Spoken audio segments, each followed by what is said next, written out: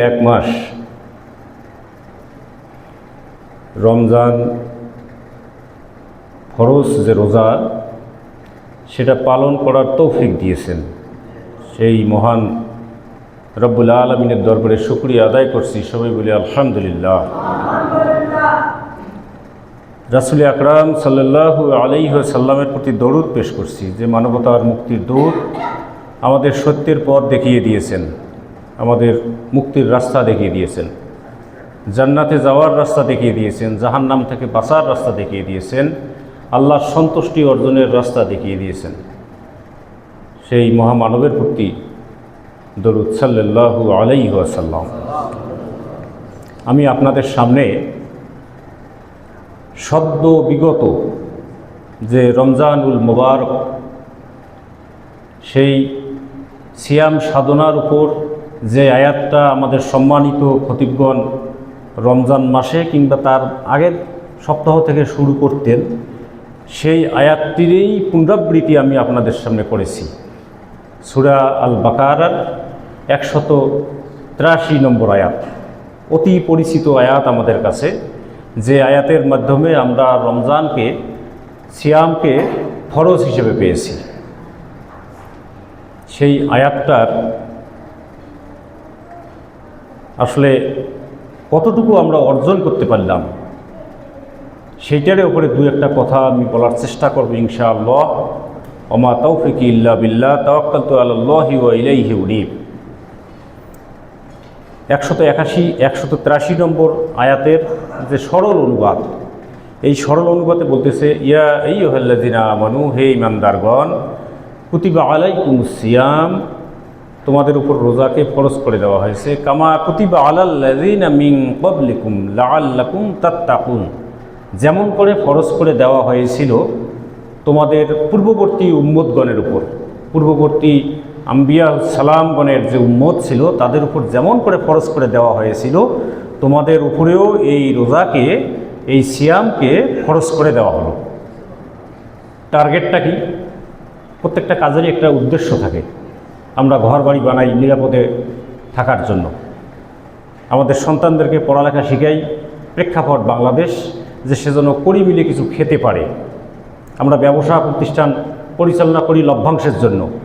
প্রত্যেকটা কাজেরই একটা উদ্দেশ্য আছে। এই যে রোজা, রোজার উদ্দেশ্যটা কী ছিল? রব্বুল আলামিন শেষের অংশটাতে বলতেছে লাআল্লাকুম তাত্তাকুন। লাআল্লাহ, এই যে শব্দটা, এই শব্দটা জোর দেওয়া হয়, মানে হবেই হবেই। কি হবে?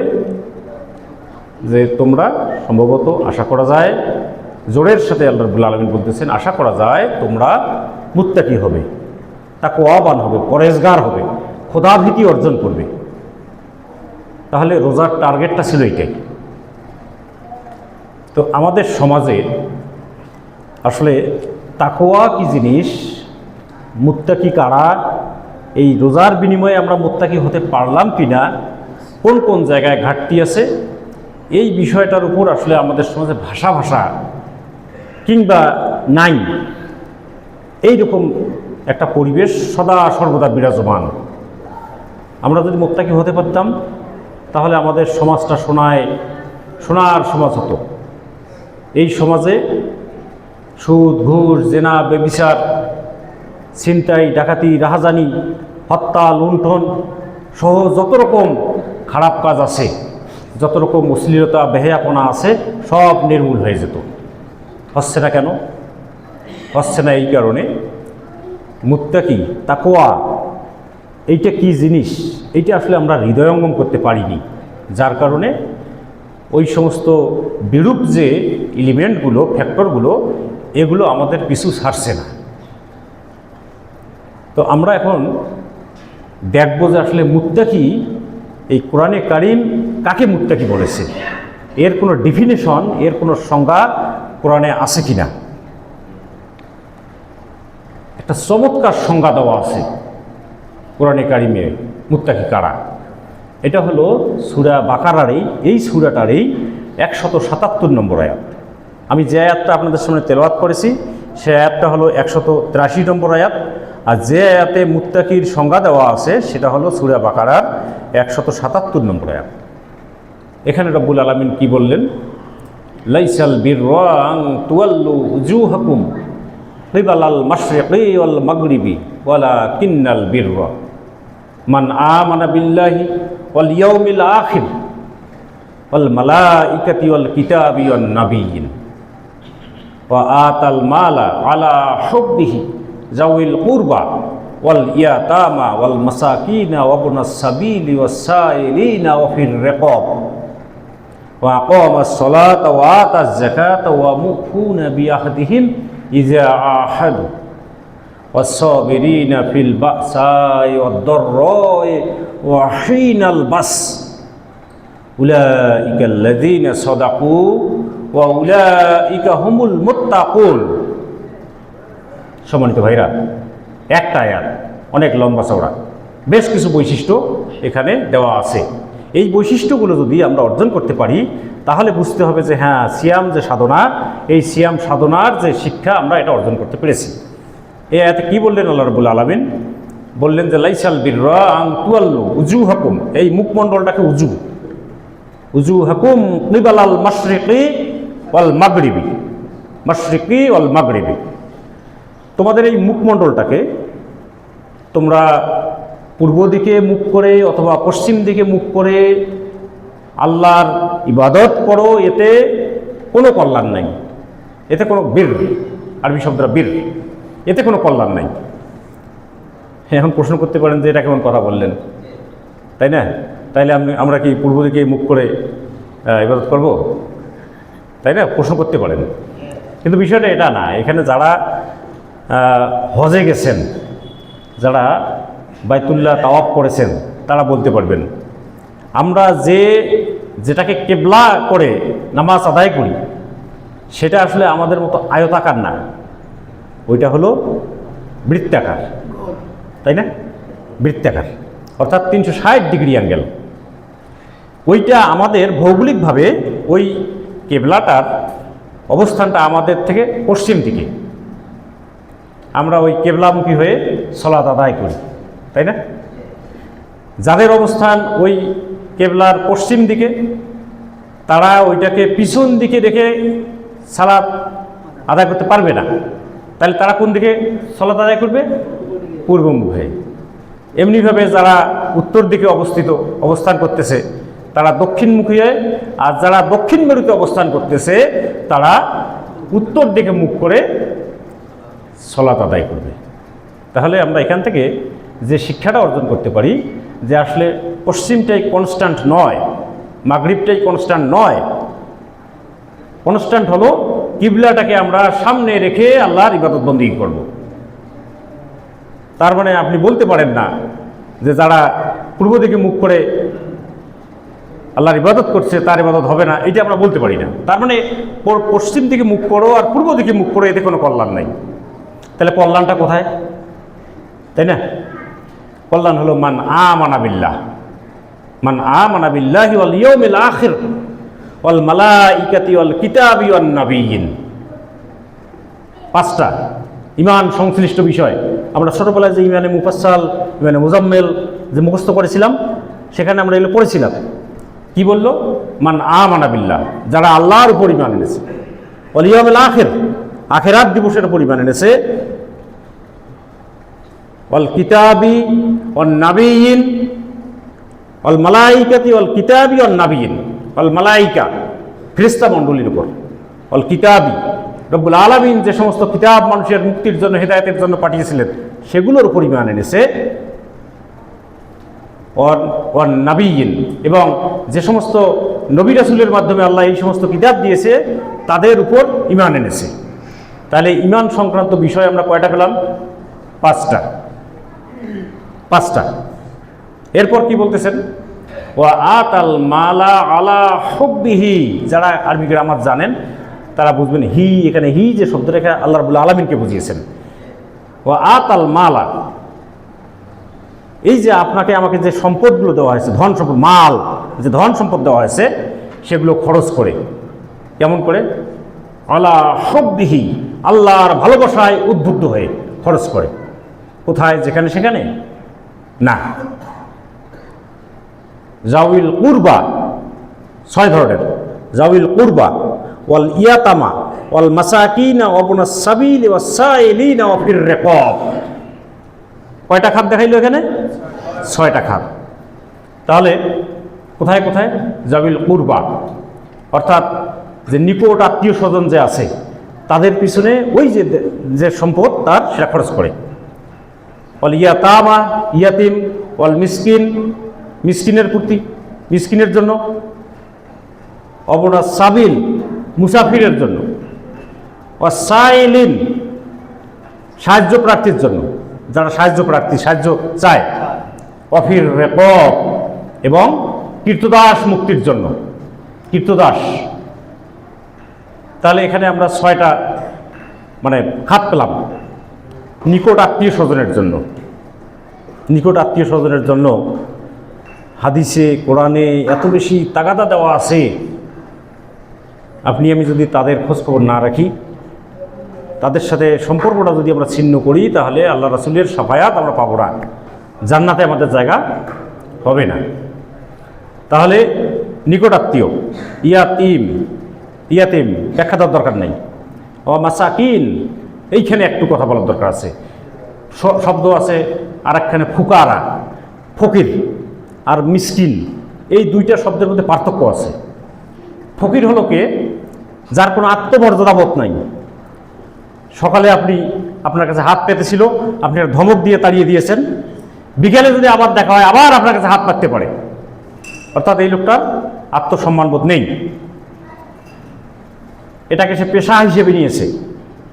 অনেক ভিক্ষুক আমরা মাঝে মাঝে পত্রিকায় দেখি না, ঢাকা শহরে ভিক্ষা করে, তার নাকি আবার 3 তলা বাড়ি, তার নাকি বিকেলবেলায় চড়ার মতো মার্সিডিজ গাড়িও আছে, শুনি না এরকম?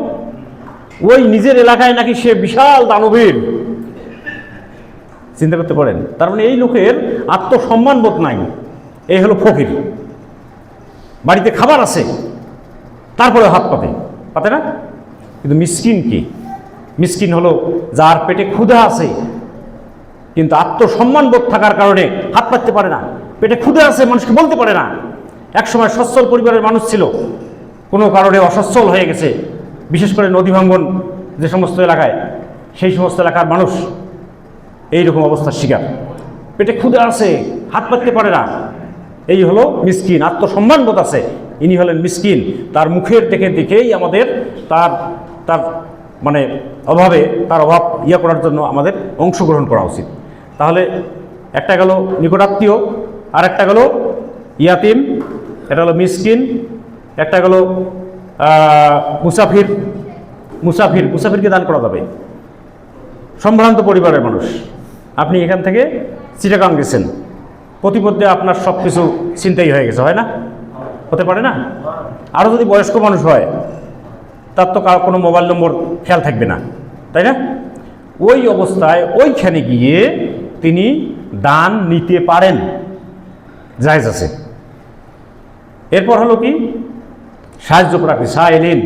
ওই যে দেখবেন অনেকে আসে না, বাবা মেয়েটাকে বিয়ে দেবো, আসে না, চিকিৎসার জন্য সাহায্য চায়, ছেলেকে পড়াবে, ভর্তি করে দিতে পারছে না, এরকম নানান আছে, বাড়িঘর পুড়ে গেছে, এরকম হয়তো। তাহলে এই লোকের পিছনে আপনি অর্থ খরচ করতে পারবেন। এরপর হলো কি? অফির রেকব, এই যে গলাটা, এই যে আমার এইটা হলো রেকব। আমরা গরু বান্ধি না, কি করি? গরুর গলায় রশি লাগাই দেই। রশি লাগাই দেওয়ার অর্থটা কি? কেন দেই? সে শৃঙ্খলিত হয়ে গেল, সে আর ছিঁড়ে যেতে পারবে না, আপনার নিয়ন্ত্রণের বাইরে যেতে পারবে না, তাই না? এক সময় মানুষ কেনা বেচা হতো প্রাচীন আমলে, এটা আমরা সবাই জানি। মানুষকে গরু ছাগলের মতো হাটে বিক্রি করা হতো, মানুষকে লুণ্ঠন করা হতো, গনিমতের মাল এক সময় ছিল মানুষ।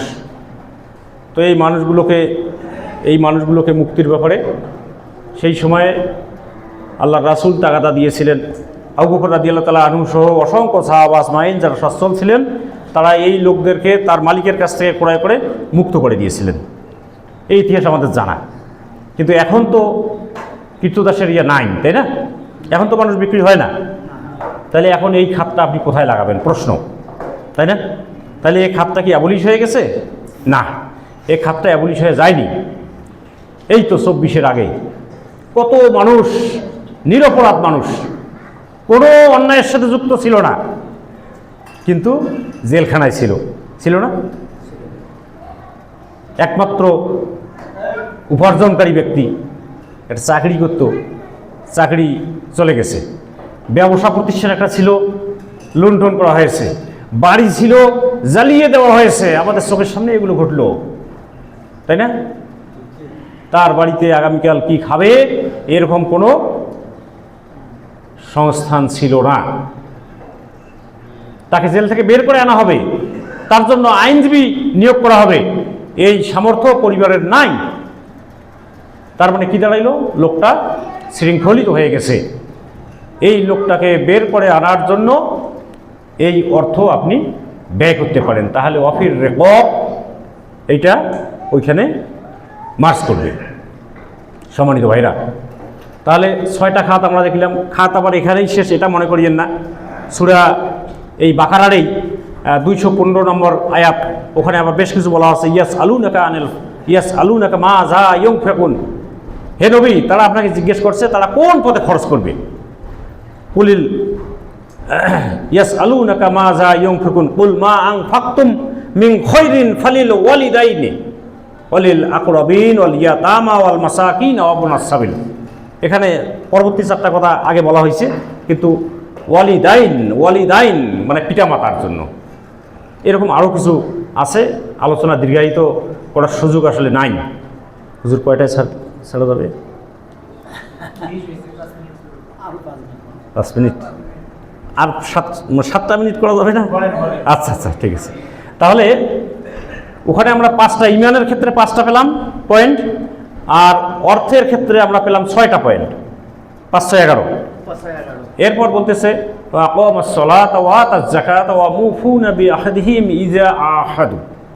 কি করে? নামাজ প্রতিষ্ঠিত করে, যাকাত দেয়, এবং যে প্রতিশ্রুতি, যে অঙ্গীকার করেছে, মানুষকে যে ভালো প্রতিশ্রুতি দিয়েছে, সেই প্রতিশ্রুতি রক্ষা করে। সন্ধি করলে সন্ধিটাকে নিজে আগে থেকে ভাঙে না। তাহলে এখানে কয়টা পাওয়া হলো? 3টা। নামাজ প্রতিষ্ঠিত করে। সম্মানিত ভাইরা, নামাজ প্রতিষ্ঠিত করে, এটা ব্যক্তি পর্যায়ে আসলে সম্ভব না, আংশিক সম্ভব, কিন্তু পুরোপুরি সম্ভব না। এটা রাষ্ট্রীয় বিধান যদি কায়েম থাকে, নামাজ ফরজ, নামাজ পড়তে হবে, না পড়লে শাস্তি। এটা রাষ্ট্র ছাড়া আসলে সম্ভব না। আপনি যদি আপনার ছেলেকে নামাজ না পড়ার জন্য বেত্রাঘাত করেন, আর সে যদি 999-এ একটা ফোন করে, তাহলে আপনার জায়গাটা লাল দালানে হবে, তাই না? আপনার নিজের সন্তান, আপনি নামাজ না পড়ার জন্য তাকে বেত্রাঘাত করেছেন, কিন্তু আপনার জায়গা লাল দালানে হবে। কিন্তু রাষ্ট্র যদি এই কাজটা করে, তখন আজান হওয়ার সাথে সাথেই মানুষ সকল কাজ শেষ করে মসজিদমুখী হয়ে যাবে। কাজ শেষ হোক, নামাজ শেষ হবে, আবার উপার্জনের জন্য ছড়িয়ে পড়বে। নামাজ কি করে? ইন্নাস সালাতা তানহা আনিল ফাহশাই ওয়াল মুনকার। নামাজের অসংখ্য উদ্দেশ্য আছে, তার মধ্যে 2টা উদ্দেশ্য হলো নামাজ অশ্লীলতা, বেহায়াপনা, ফায়সা কাজ এগুলোকে বন্ধ করে দেয়। তাহলে নামাজ প্রতিষ্ঠিত করে। যাকাত দেয়। যাকাতটা ফরজ বিধান না? যাকাতটা আমাদের সমাজে কেমন? আমাদের সমাজে মুগা, দিলে সব, না দিলে কোনো কিছু নেই আমাদের সমাজে, তাই না? আমাদের অর্থশালী ভাইরা যাকাত কি হিসেব করে দেয়? দেয় না। যাকাতের কি শাড়ি আছে? না, যাকাতের শাড়ি নেই। যাকাতের 8টা খাত আছে। এই শাড়ি নিতে গিয়ে আগে অসংখ্য মানুষ পদদলিত হয়ে মৃত্যুবরণ করেছে, করেনি? এটা যাকাত না। যাকাত রাষ্ট্রীয়ভাবে আদায় হবে। যিনি যাকাত দেওয়ার উপযুক্ত, সে যদি যাকাত না দেয়, তার বিরুদ্ধে আবু বকর রাদিয়াল্লাহু তাআলা আনহু যুদ্ধ ঘোষণা করেছিল। এটা রাষ্ট্রীয়ভাবে যদি করা হয়, তাহলে সমাজটা দেখতেন পরিবর্তন হয়ে যেত। তারপর যেহেতু রাষ্ট্রীয়ভাবে নাই, আমরা যাদের উপর যাকাত ফরজ হয়েছে, তারা যদি হিসেব করে এই যাকাতটা দেয়, তাহলে সে কি হয়ে গেল? সে তার দায়িত্ব থেকে সে মুক্ত হয়ে গেল। এরপর কি? ওয়া মুফুনা বিআহদিহিম ইযা আহাদু। যে প্রতিশ্রুতি দিয়েছে, সন্ধি করেছে, কথা দিয়েছে, অঙ্গীকার করেছে, এই অঙ্গীকার সে ভঙ্গ করে না। তাহলে আবার 3টে আমরা পয়েন্ট পাইলাম। তাহলে 11, 5 6 11 3 14। শেষে কি বলতেছে? ওয়াস-সাবিরিন, ধৈর্য ধারণ করে। কোথায়? ফিল বাসাই ওয়াদ-দাররাই ওয়া হিনাল বাস, বিপদে আপদে। মানুষ কি সুখের দিনে ধৈর্য ধরে? সুখের দিনে ধৈর্য ধরে? কখন ধৈর্য ধরে? খাবার নাই, টাকাও নাই, তাই না? ধনী মানুষ গরিবকে পিটাইছে, প্রতিরোধ করার সামর্থ্য নাই, কি করে? ধৈর্য ধরে, তাই না? তাহলে এখানে কি বলতেছে? সাবিরিনা ফিল বাসাই ওয়াদ-দাররাই ওয়া হিনাল বাস, বিপদে আপদে অনটনে অভাবে ধৈর্য ধারণ করে এবং কি করে? সত্য মিথ্যার দ্বন্দ্ব সংগ্রামে ধৈর্য ধারণ করে। কঠিন কথা কিন্তু, সত্য মিথ্যার দ্বন্দ্ব সংগ্রামে ধৈর্য ধারণ করে। আপনি যদি মিথ্যার সহযোগী হন তাহলে ধৈর্য ধরার দরকার নেই তো। তার মানে এই আয়াত আপনাকে বলতেছে যে আপনি সত্যের পক্ষে থাকবেন, সত্যের উপর বিপদ আসবে, আপনার ঈমান যায় যায় অবস্থা হবে, আপনি ঈমান আনার কারণে অনেক কিছু থেকে বঞ্চিত হবেন। জেল জুলুম হুলিয়া এগুলো তো আছেই, বাড়িঘর ছেড়েও পালিয়ে থাকতে হতে পারে। এই অবস্থায় কি হবে? এই অবস্থায় আপনি ধৈর্য ধারণ করবেন। তাহলে মূল যে পয়েন্ট সেটা হলো সাবিরিন, ধৈর্য ধারণ করে। তাহলে আমরা 15টা বৈশিষ্ট্য এখানে পেলাম। এরপর আল্লাহ রাব্বুল আলামিন বলতেছেন উলাইকা হুমুস সাদিকুন, এই লোকগুলো হলো সত্যবাদী। আর সাদিক শব্দটা আমাদের পরিচিত। এরপর বলতেছে ওয়া উলাইকা হুমুল মুত্তাকুন, এই লোকগুলোই হলো মুত্তাকি। সম্মানিত ভাইরা, পেয়েছেন? ওই যে লাআল্লাকুম তাত্তাকুন, আশা করা যায় তোমরা মুত্তাকি হবে। মুত্তাকি কাকে বলে রব্বুল আলামিন এই আয়াতে স্পষ্ট করে দিয়েছেন। এখানে দুইটা জিনিস বললেন, সাদিকুন, মুত্তাকুন, তাই না? তাহলে আমরা দুটাই তো হতে চাই, তাই না? কি চাই কি না? ওই পাশে কি চান না আপনারা? আমরা সাদিকুনও হতে চাই, মুত্তাকুনও হতে চাই। হ্যাঁ, হতে চাই। কেমন করে? কাজের মাধ্যমে, তাই না? দেখি রব্বুল আলামিন আমাদের প্রতি এরপর কি নির্দেশনা দিল। এরপর নির্দেশনা দিচ্ছে ছোট্ট একটা আয়াত, সূরা তাওবার 119 নম্বর আয়াত। সেখানে বলতেছেন ইয়া আইয়ুহাল্লাযিনা আমানুত্তাকুল্লাহ ওয়া কুনু মা'আস সাদিকিন। পাইছেন শব্দটা? শব্দটা পাওয়া গেছে? কি বলবো? হে ঈমানদারগণ, তোমরা আল্লাহকে ভয় করো। ওয়া কুনু, এবং হও, মা'আস সাদিকিন, যারা সত্যবাদী তাদের সহযোগী হও, তাদের সাহায্যকারী হও, তাদের সাথী হও, তাদের একজন হয়ে যাও। তাহলে আমরা দুটোই হতে চাই। আল্লাহ রাব্বুল আলামিনের নির্দেশ হলো যারা সত্যবাদী তাদের সহযোগী হওয়া। সম্মানিত ভাইরা, সত্যবাদী আবার কারা? ওখানে তো আমরা 15টা বৈশিষ্ট্যের কথা পেয়েছি। সূরা হুজরাতের যদি 15 নম্বর আয়াত আমরা দেখি, তাহলে এখানে আবার সত্যবাদীর আর একটা সংজ্ঞা দেওয়া আছে। একটু দেখে নেবেন, যারা আপনারা পড়তে পারেন একটু দেখে নেবেন। ছাড়বো এখন, আর 2 মিনিটের মধ্যে ইনশাল্লাহ ছেড়ে দেবো। কি বলতেছেন? ইন্নামাল মুমিনুনা আল্লাযীনা আমানু বিল্লাহি ওয়া রাসূলিহি, প্রকৃত মুমিন তো তারাই যারা আল্লাহ এবং আল্লাহর রাসূলের উপর ঈমান এনেছে, ঈমান আনে। সুম্মা লাম ইয়ারতাবু, আমরা আমাদের মাঝে এরকম ঈমানদার আমরা আছি না অনেকে? যখন বেকায়দা তখন ঈমানের সাথে আমাদের পরিচয় নাই, তাই না? তাই না? এরকম আছে না? ছিল তো, কিছুদিন আগেও তো ছিল ভাই, আছে না? যখন বেকায়দা তখন আপনাকে দেখলে আপনি ডানে গেছেন ও বাঁয়ে চলে গেছে, যদি আপনি আবার কিছু বলেন, হয় না এরকম? তার মানে সে যে ঈমান এনেছিল, এই ঈমান এখন তার নিকট বিপদ হিসেবে আসতেছে।